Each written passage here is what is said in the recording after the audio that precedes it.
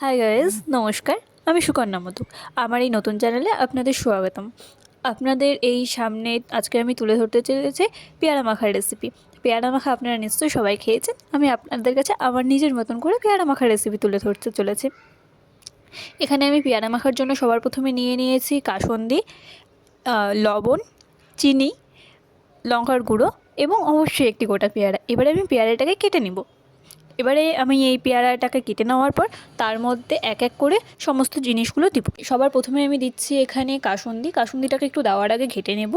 তারপর সেই কাসুন্দিটা দেবো। আমার মনে হচ্ছে কাসুন্দিটা একটু কম হয়েছে, যদি লাগে তো পরে আবার দেবো। এতে আমি লঙ্কার গুঁড়ো পরিমাণ মতন, তারপর দিচ্ছি লবণটাকেও স্বাদ মতন দেবো আমি। তারপর দিচ্ছি চিনিটা যেহেতু আমি খেতে ভালোবাসি তাই জন্য একটু বেশিই দিলাম।